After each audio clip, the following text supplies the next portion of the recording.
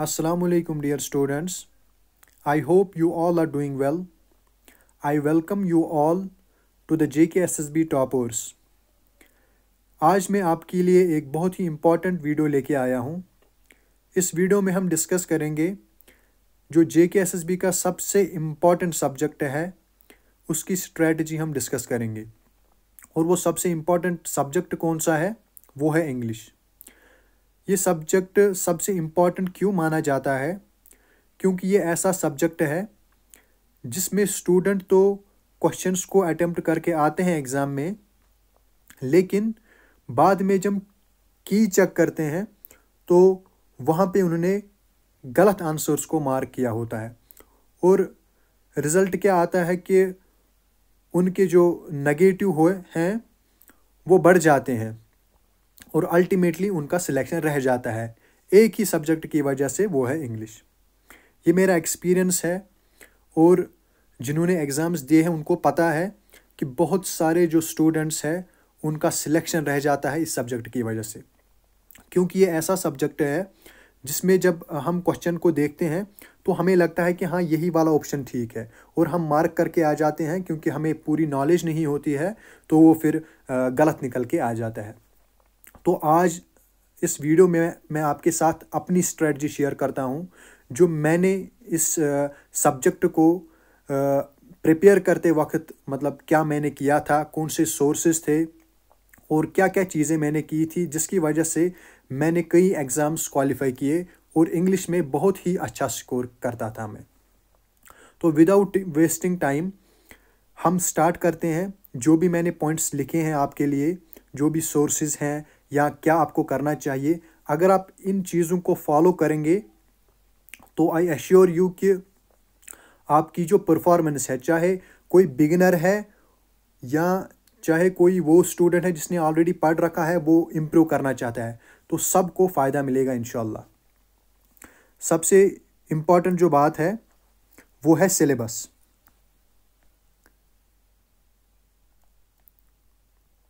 और मैं आप सबको सजेस्ट करता हूं अपनी वीडियोस में कि आप 1.25 या 1.5x पे वीडियो देखें ताकि आपका भी टाइम सेव हो। तो सबसे जो इम्पोर्टेंट चीज़ होती है किसी भी एग्ज़ाम में, किसी भी सब्जेक्ट को प्रिपेयर करने में, वो होती है सिलेबस, कि हमें कौन कौन से टॉपिक्स पढ़ने हैं। क्योंकि आप सभी को पता है अभी रिसेंटली जूनियर असिस्टेंट के पोस्ट्स निकले हैं, तो मैंने जूनियर असिस्टेंट का सिलेबस ही उठाया है। तो इसमें कुछ टॉपिक्स, अगर कोई किसी और एग्ज़ाम के लिए प्रिपेयर कर रहा है, मे बी कुछ टॉपिक्स ऐड होंगे या मे बी कुछ टॉपिक्स कम होंगे, लेकिन ओवरऑल सिलेबस JKSSB का यही रहता है इंग्लिश के लिए, ख़ासकर इंग्लिश के लिए। और सबसे इम्पॉर्टेंट है ये उन स्टूडेंट्स के लिए जो जूनियर असिस्टेंट के लिए पढ़ रहे हैं। सबसे पहला जो स्टेप है वो है सिलेबस को कंप्लीट करना। मैं आपको स्टेप वाइज बताऊंगा। पहले हम सिलेबस की तरफ नज़र देते हैं। देखिए कुछ टॉपिक्स हैं यहाँ पे। इंग्लिश को हमेशा मैं 3 पोर्शंस में डिवाइड करता हूँ। 3 पोर्शंस में मैं इंग्लिश को डिवाइड करता हूँ। पहला है ग्रामर, जिसमें रूल्स वगैरह होते हैं।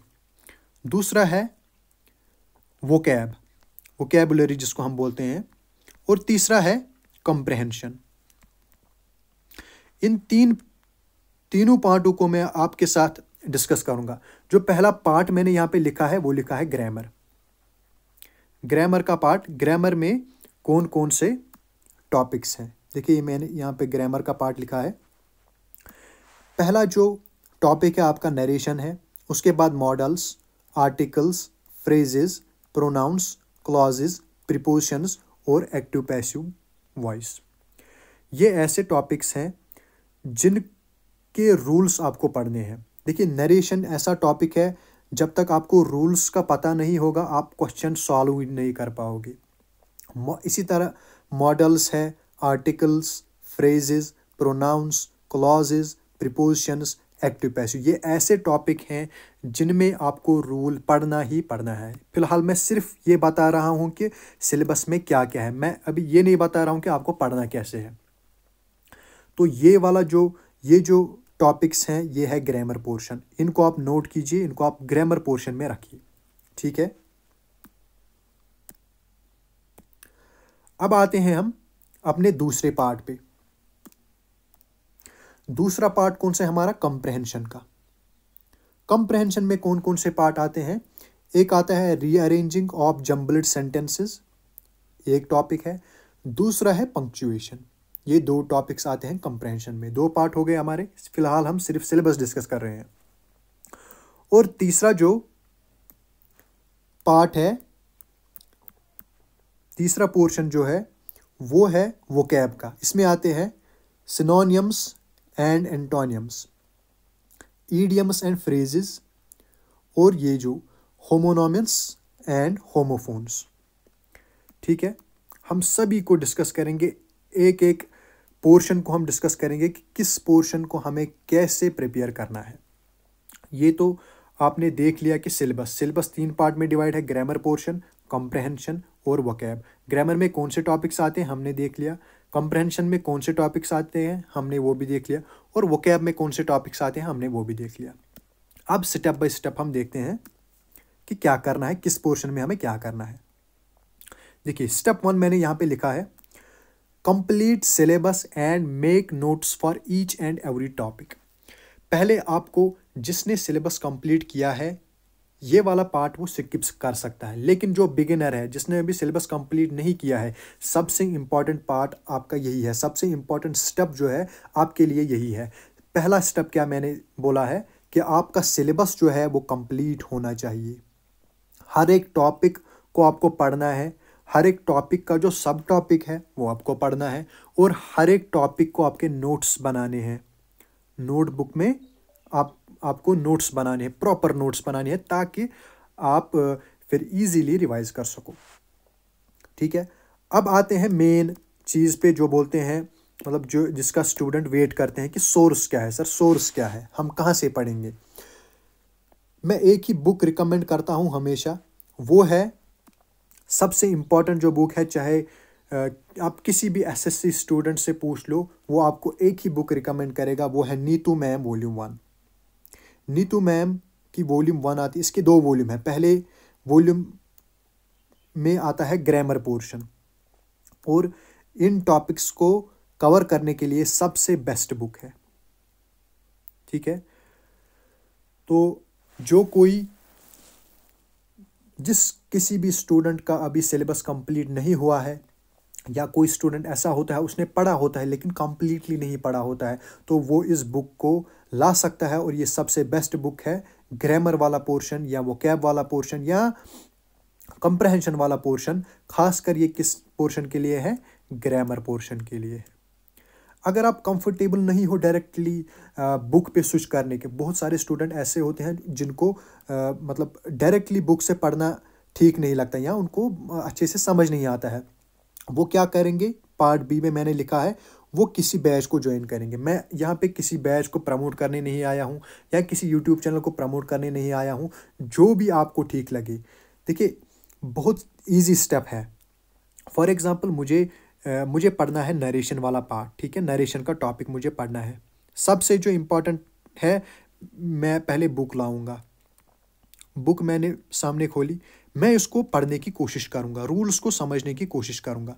अब मैंने पहला रूल पढ़ा, दूसरा रूल पढ़ा, तीसरा रूल मुझे बुक से समझ नहीं आया, तो ईजीली आप क्या कर सकते हो, इसको आप लिख सकते हो यूट्यूब पे इस टॉपिक को। ठीक है, साइड में लिख सकते हो JKSSB, या साइड में लिख सकते हो SSC। आपका वो सिंपली आ जाएगा, वो वाला टॉपिक जो आपको समझ नहीं आएगा, चाहे वो किसी भी सर ने पढ़ाया हो, चाहे वो किसी भी चैनल ने पढ़ाया हो, वहाँ से पढ़ोगे, आपको समझ आ जाएगा, फिर अल्टीमेटली बुक पे ही स्विच करोगे। ये सबसे बेस्ट तरीका होता है। या अगर किसी ने बैच ले रखा है किसी भी चैनल का, किसी भी सर का, तो वहाँ से भी कर सकता है कवर, लेकिन अल्टीमेटली उसको बुक पे ही आना है। सबसे इम्पॉर्टेंट क्या है?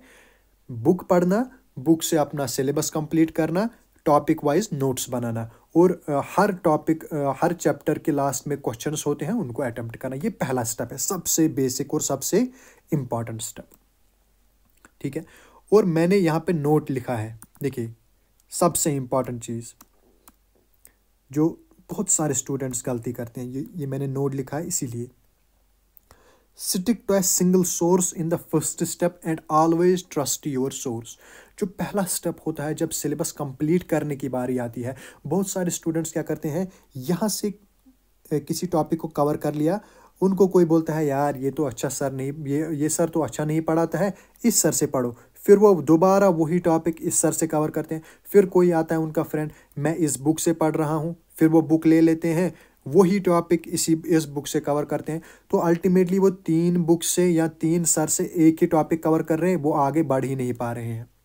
इसीलिए आप में ट्रस्ट होना चाहिए। जिस भी सोर्स को आपने चूज़ किया है, जिस भी टीचर को आपने चूज़ किया है, उस पर आपका ट्रस्ट होना चाहिए कि हाँ मैं इसी सोर्स पे स्टिक करूँगा। हाँ मैंने इसीलिए लिख रखा है यहाँ पे कि फर्स्ट स्टेप में सिर्फ आपको एक ही सोर्स चूज़ करना है, और वो मैंने आपको बता दिया, नीतू मैम वॉल्यूम 1। और अगर आपको कहीं पे समझ नहीं आए तो यूट्यूब चैनल, ठीक है। आई होप आप सभी को फर्स्ट स्टेप समझ आ गया होगा। अब हम चलते हैं सेकंड स्टेप की तरफ।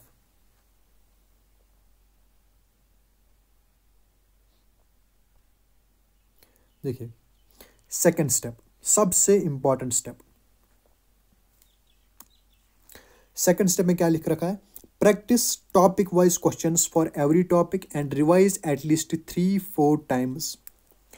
जब आपका पहला स्टेप हो गया है, आपने सिलेबस कंप्लीट कर लिया, हर टॉपिक आपने कवर कर लिया, ये मैं ग्रामर पोर्शन की बात कर रहा हूँ, ग्रामर, ठीक है। आपने हर किसी टॉपिक के रूल्स पढ़ लिए। अब आते हैं सेकंड स्टेप पे। अब आपको टॉपिक वाइज क्वेश्चंस को प्रैक्टिस करना है।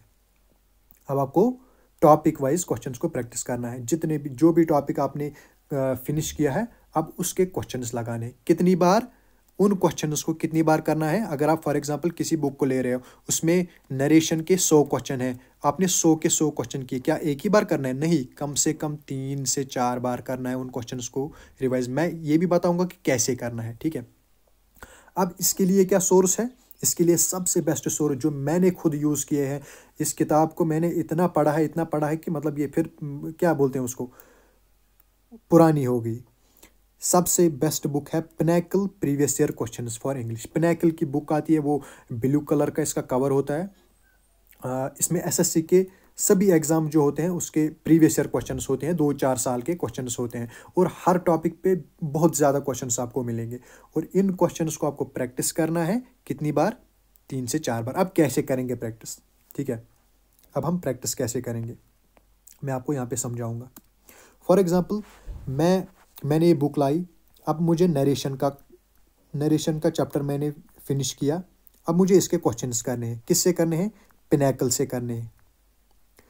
अब इसमें दिए हैं 50 क्वेश्चन, 1 2 3 4 5 6 7 एट्सेट्रा, ठीक है। मैंने पहला क्वेश्चन देखा, क्योंकि मैंने रूल्स पढ़े हैं। मैंने पहला क्वेश्चन देखा, मैंने अटेम्प्ट किया, और मुझे इसका आंसर आया ए। मैं लिखूँगा अपने जो मैंने मैं अपने सामने एक नोट रखूँगा या नोटबुक रखूँगा, या रफ जिसको हम कहते हैं। मुझे पहले का आया ए, दूसरे का आया बी, तीसरे का सी, डी, ए, बी और सी। अब मैंने जो 10 क्वेश्चन किए हैं, फॉर एग्जांपल 5 या 10, अब इसके पीछे होते हैं सॉल्यूशंस। अब मैं सॉल्यूशन देखूंगा, पहला तो मुझे ठीक हो गया, दूसरा भी ठीक हो गया, तीसरा मुझे गलत है। मैंने यहाँ पे सी लिखा है, आंसर में डी है, वहीं पे मैं इसको ऐसे मार्क करूँगा, सर्कल करूँगा बुक पे ही, ये ठीक है, ये ठीक है, ये ठीक है, ये गलत है, इसको मार्क कर लिया। देखो इनमें तो मुझे कोई प्रॉब्लम नहीं आई, 1 2 4 5 6 में कोई प्रॉब्लम नहीं आई। प्रॉब्लम मुझे आई 3 में, प्रॉब्लम मुझे आई 7 में। इन दो को मैंने मार्क कर लिया, इनको मुझे रिवाइज करना है। सबसे सिंपल और सबसे बेस्ट स्ट्रैटेजी है किसी भी सब्जेक्ट के क्वेश्चन को करने की। ये इनमें मुझे कोई प्रॉब्लम नहीं आई, इन दो क्वेश्चंस में प्रॉब्लम आई, तो मैं इनको मार्क करूंगा, फिर इनका सॉल्यूशन देखूंगा। अगर तो मैंने ये रूल पढ़ा है तो फिर मैं अपनी नोटबुक पे जाऊंगा, इस रूल को रिवाइज करूंगा। अगर मैंने ये रूल पढ़ा नहीं है, जिस बुक से मैंने पढ़ा है, जिस टीचर से मैंने पढ़ा है, उसने ये रूल पढ़ा या नहीं है, मैं इस रूल को अपनी जो नोट्स है उस पर नोट करूंगा, साथ में ये क्वेश्चन भी लगाऊंगा, ताकि जब मैं अपने नोट्स रिवाइज करूं तो ये वाला रूल भी मुझे रिवाइज हो। सबसे बेस्ट और सिंपल स्ट्रैटेजी है। आई होप आप सभी को समझ आ गया होगा ये वाला पार्ट। ऐसे ही सभी टॉपिक्स को कवर करना है, सभी टॉपिक्स के क्वेश्चंस को करना है। अब आते हैं स्टेप 3 पे। स्टेप 3, ठीक है। स्टेप 3 पे मैंने क्या लिखा है, after practicing every topic attempt one sectional mock test every day. अब मैंने स्टेप वन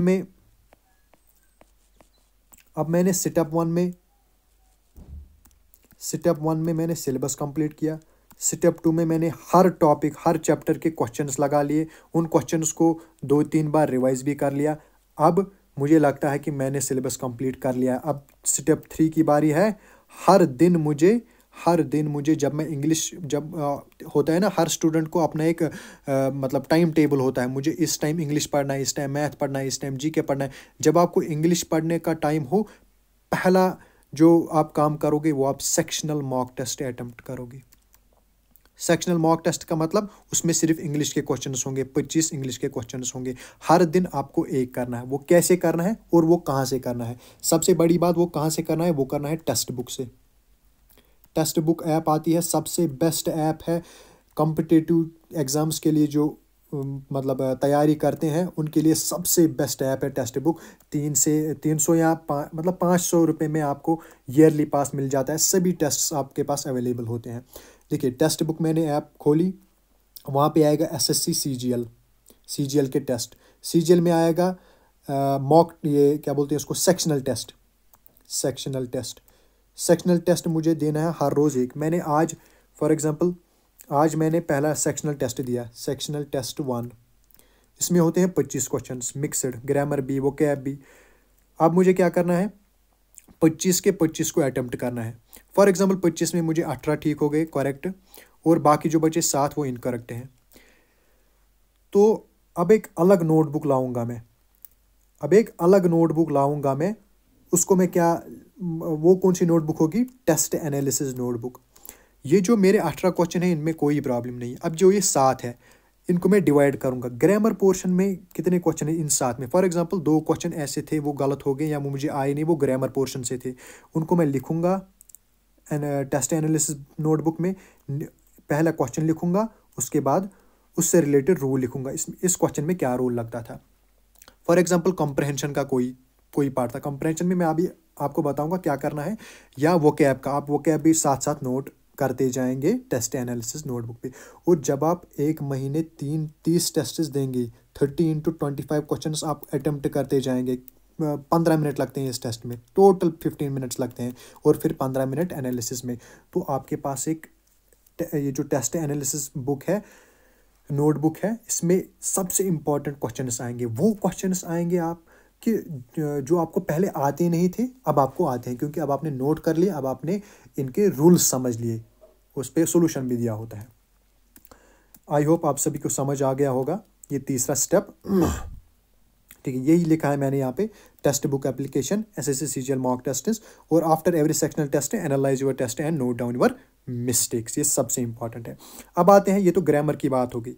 अब आते हैं क्या बोलते हैं इसको, कंप्रहेंशन में एज सच कोई रूल नहीं है, एज सच कोई ट्रिक नहीं है, वो प्रैक्टिस पे है। कंप्रहेंशन में आते हैं जम्बल्ड वर्ड्स, जो जम्बल्ड सेंटेंसेस होते हैं, जो मैंने सबसे पहले ही आपको दिखाया था सिलेबस। जम्बल्ड सेंटेंसेस आते हैं, या वो क्लोज टेस्ट आते हैं। कभी कभी क्लोज टेस्ट भी आ जाता है, वो सिलेबस में नहीं है लेकिन वो आता है कंप्रहेंशन में। तो इनको आपको डेली प्रैक्टिस करना है। 2 या 3 आप डेली प्रैक्टिस करोगे, कहाँ से? पिनैकल से, वो सफिशिएंट रहेगा। ठीक है, अब आता है वोकैब वाला पार्ट। वोकैब मैं सजेस्ट करता हूँ, जितना भी आप ज़्यादा पढ़ोगे वोकैब वो कम है, इसलिए मैं वोकैब पे ज़्यादा फोकस नहीं करता। लेकिन एक सोर्स है, वो है SP बख्शी। मैंने खुद देखा है, मैंने खुद एनालिसिस जब किया था पेपर को लास्ट टाइम, तो मैंने खुद देखा था कि इस SP बख्शी से डायरेक्ट कॉपी पेस्ट आते हैं बहुत बार, हमेशा नहीं, बहुत बार आते हैं। चाहे सिनोनिम हो, एंटोनियम हो, चाहे ईडियम फ्रेजेस हो, वो डायरेक्ट कॉपी पेस्ट आते हैं। तो इसको आप नहीं छोड़े। एट लीस्ट जो इस पे सिनोनिम है, जो इस पे एंटोनिम है, जो इस पे ईडियम फ्रेजेस हैं, वो आप सभी करके जाओगे, और ऐसे रट्टा नहीं लगाओगे। अगर आपने कोई सिनोनिम पढ़ा, उसका आप गूगल पे या ChatGPT पे मीनिंग देखोगे, कुछ सेंटेंसेस देखोगे जिससे वो आपको याद रहेगा। और यहाँ पे मैंने और एक पॉइंट लिख रखा है SP बख्शी के related. For JK SSB level questions practice topic wise exercise questions from SP Bakshi.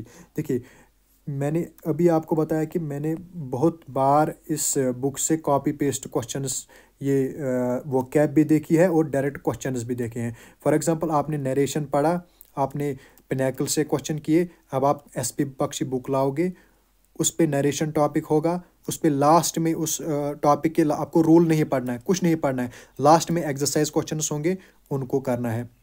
उस पर सोल्यूशन भी दिया होगा, ठीक है, वो भी करना है आपको। या कहीं कहीं पे सोल्यूशन नहीं दिएगा, आप चैट जीपीटी यूज़ कर सकते हैं, उन क्वेश्चंस को ज़रूरी करके जाइए। ये मेरी सजेशन है, बहुत ही इंपॉर्टेंट है। तो ओवरऑल यही है, सिंपल स्ट्रेटजी है लेकिन बहुत बहुत ज़्यादा यूज़फुल है। मैंने खुद यूज़ की है ये स्ट्रेटजी, मैंने खुद ऐसे ही पढ़ा है इंग्लिश को। आई होप आप सभी को ये वीडियो बहुत अच्छा लगा होगा।